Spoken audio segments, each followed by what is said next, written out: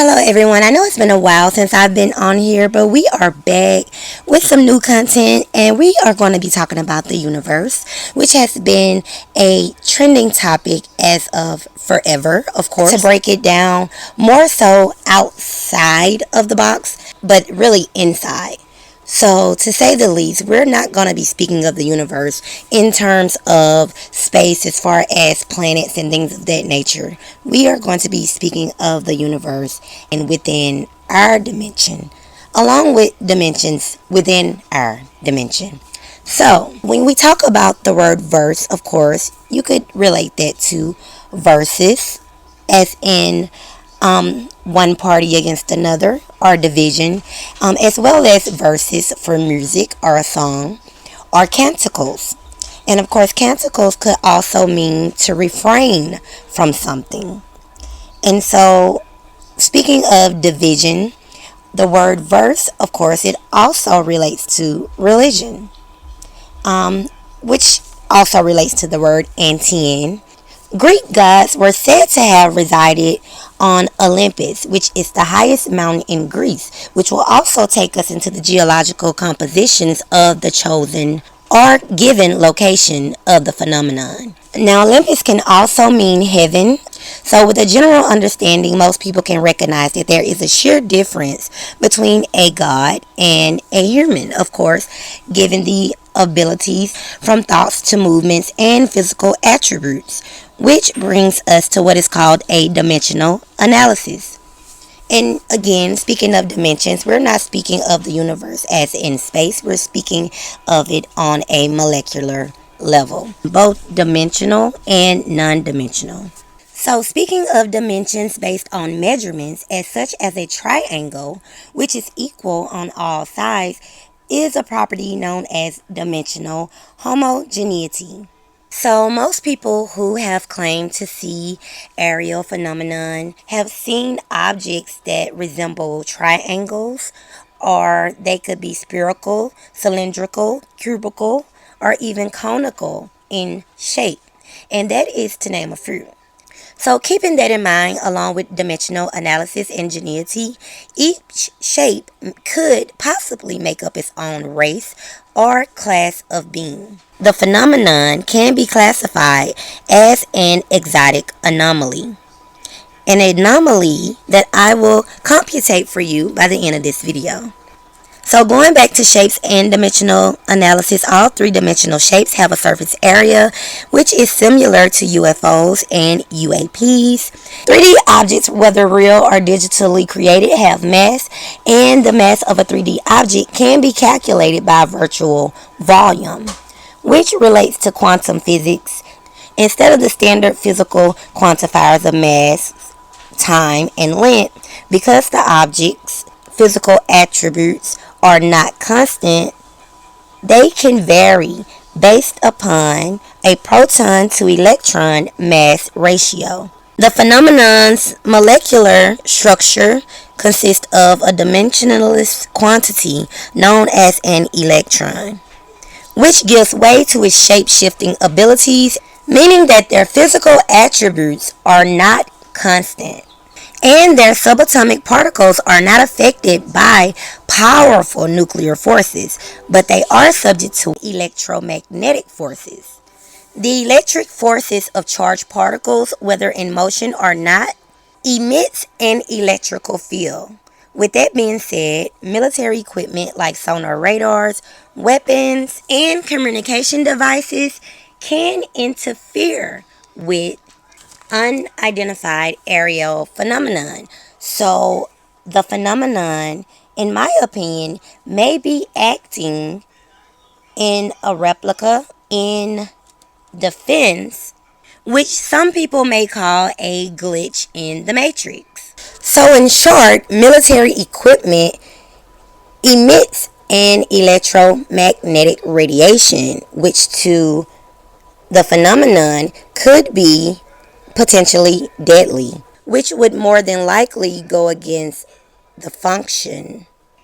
And that is also on an aerial level as well as an aquatic level. Of course, we have submarines. Next, everybody has spy submarines and stuff like that. These objects phenomenon exist within the oceans. That will be why we're exceedingly seeing them more often now, because there is interference due to all of the underwater submarines and devices that are emitting, which may be causing the, if you would like to call it, excitement or exertion of these objects out of the water. I believe, depending on maybe the wavelength of those signals or the gradients, that it causes them maybe to stalemate. This is technology, whether it is physical or biological, that we as humans may not be able to understand.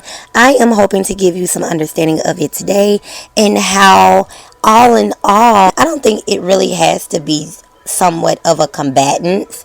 We don't know the intelligence of that biological phenomenon, but just like any other molecular being, such as a human or animal, everybody has their own protection mechanisms. And when you see or you hear people saying that these phenomenons are often found around military sites and things of that nature, it is because they're probably trying to check out to see those devices that could possibly take them out. And that is why they're more than likely shutting them down, interfering with their existence. So if people are looking at that as being, as them being maybe violent, it may be seen that way to them, because of course them shutting down certain things, if that is the case, would also dim our security. But their tactic may not be malicious at all.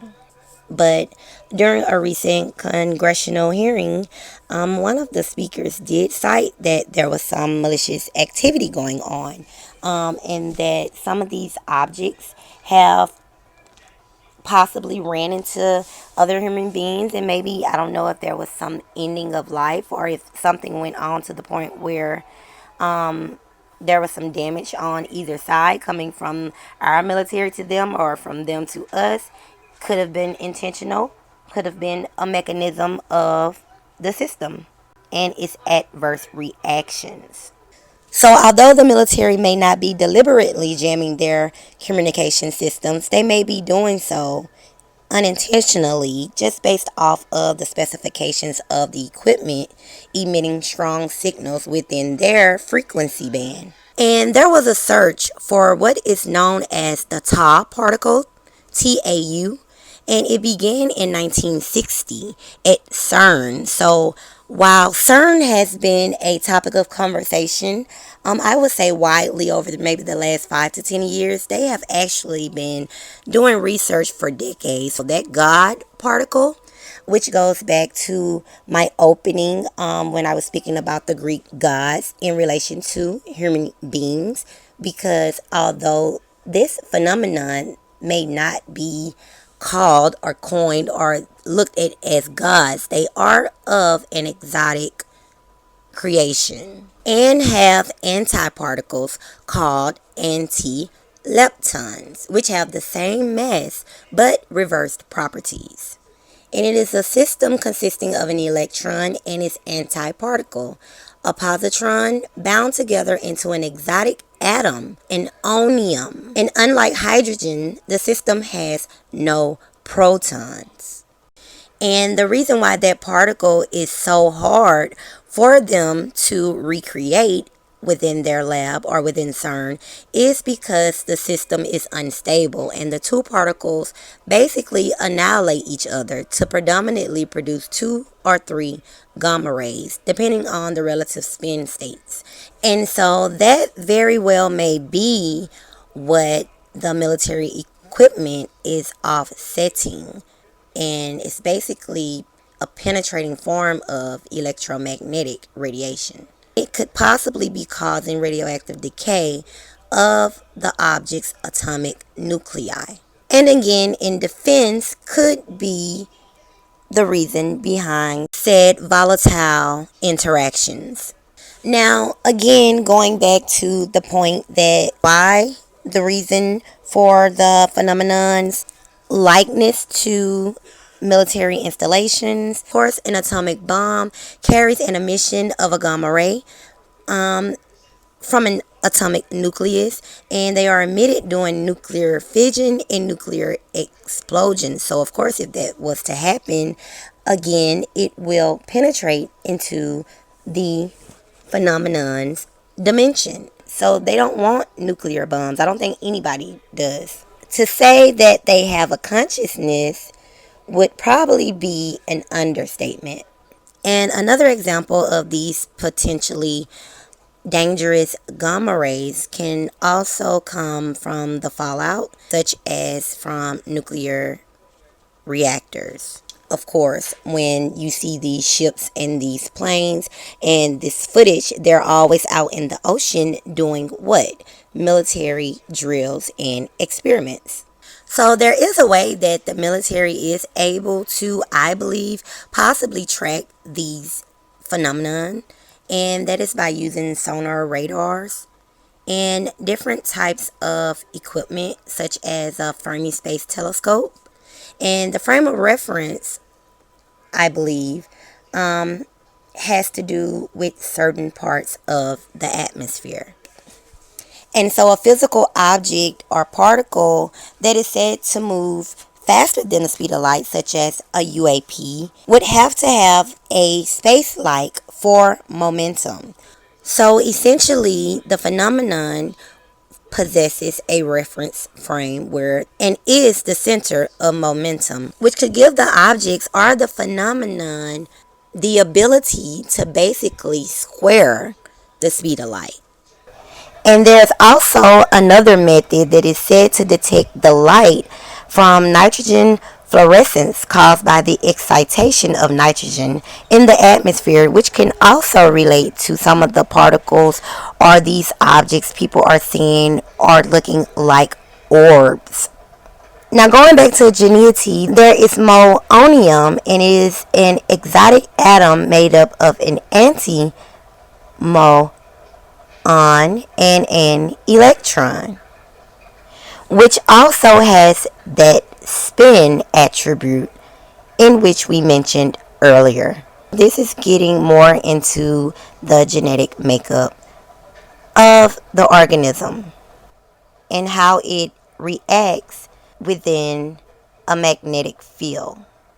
So, again, with our system, or should I say our planet, being at rest, it is subject to external forces or vibrations that matches its natural frequency, which is a phenomenon known as resonance. And when this happens, of course, energy is absorbed from the external force, which could be those military equipments and radars and technology we spoke about earlier, and causes the UAPs or exotic phenomenon to start vibrating with a larger amplitude. And we're just basically seeing the personification of that wavelength. So going to the opposite side, outside of aerial, as I mentioned earlier, these objects are also said to come out of the ocean and bodies of water. And so they obviously have some kind of resonance with the tides or the ocean floor. And going back to the genealogy of this phenomenon, uh, again, as I stated earlier, that it is comprised of a electron, is an lepton, is a component of an atom, because the muon is also a lepton. The atomic energy levels of monium can be calculated. So not only are these objects potentially biological, they are also electrical. So that is where you will hear people say they are hybrids. Although we as human beings also emit frequencies, which goes into something deeper that I may make another video about at a later time. These charged leptons can combine with other particles and have different attributes and qualities depending on the mixture of protons to neutrons. So there's also something called the line of beta stability, and it is said to be a line of stable nuclides. And going back to the shape of the exotic phenomenon, they can also be of conical to a paraboloid and also a elliptic paraboloid. So knowing the exact shape of some of these exotic objects can begin to scope for us dimensions as far as its physical attributes and maybe even some of its specifications. And when even speaking of some of the shapes being cylindrical, of course, for the formula of a cylinder, it even involves a hemisphere. So it is taking into account the our environment within its genetic traits. So going back to that God particle, of course, as I've stated, they have been looking for a long time and trying to recreate this exotic particle exist outside of that valley of stability.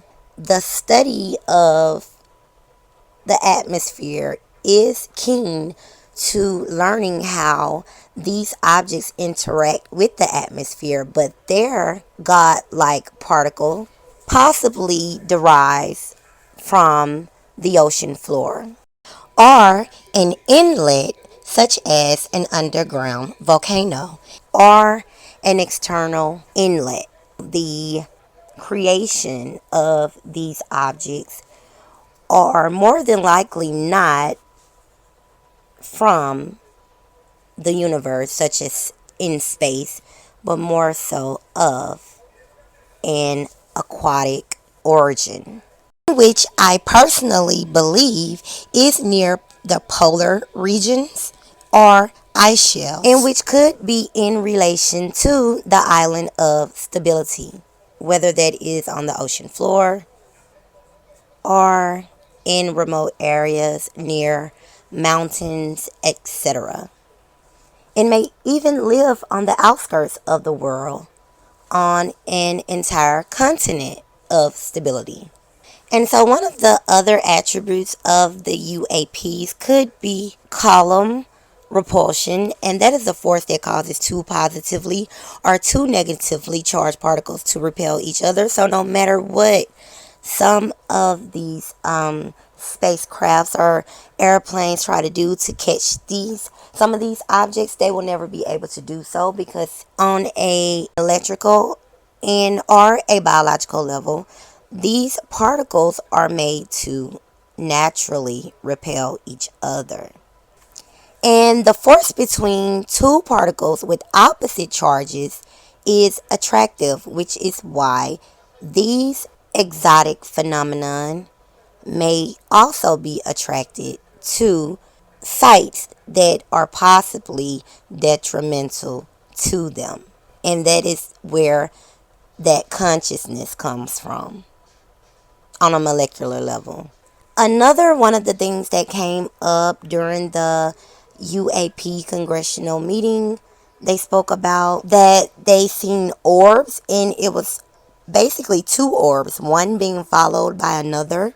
And I believe that that may pertain to the part of a particle physics, such as a super partner or a sparticle, which is a class of elementary particles which are being assumed to have a super symmetry. So the two of them are able to basically act the same, possibly at the same time, connect and join into one, making them a uni particle in a sense. Which made me think about flight MH370 as well as the zodiac sign Gemini. Another particle that could possibly be in relation to their genealogy is called a baryon. Protons and neutrons are examples of baryons. and can be classified as fermions because they have half integer spins. And that goes back to that spin of the gene that we spoke about earlier. So I am basically just pointing out some of the particles that may be involved with the genealogy of said exotic phenomenon. So basically, UAPs are an exotic organism, and no, they are not human in nature. They are a part of our world, and they are acting upon the forces that possibly offsetting or can potentially inflict harm or decay to the natural resonance. And I'm not quite sure. I will probably do another video and go more into it. But I do believe other factors in the environment, possibly CO2 and different things like that as well, even though the levels are very minute, contrary to the levels of change are very minute, contrary to reports, can have an effect as well on the phenomenon. And the things like that basically just offsets the constant value of our stability. Because we know that things like CO2, although considered minimally toxic, it can cause health issues such as drowsiness, headaches, and things sort of like what some of those pilots or military men are saying that they have experienced when coming into contact with some of these exotic phenomenons. And so when they say that they are being more active now than they were before, that's because more factors are playing upon them, which can be caused by humans. Look at UAPs as being a phenomenon that is natural to our world, although it may not be natural to us, it's natural to our world, and we probably wouldn't even know it ever existed unless we weren't tweaking with the constant state of our electrical field. Because those vessels and airplanes are also creating their own electrical field, magnetic and electrical world. There's just so much going on in the technological world, so I don't know if there's probably going to be any fine tuning of that anytime soon. There's more people out flying than they're going to war right now, and they have been for a while. So that also brings about that extra amplitude of those unwanted interactions within our dimension, meaning that they are multidimensional beings. Again, not in relation to space or the universe in that sense, but within our atmosphere. Now, what's outside of the atmosphere and getting in here, who knows? But I personally do not believe this phenomenon in particular is in relation or deriving from anywhere outside of our atmosphere.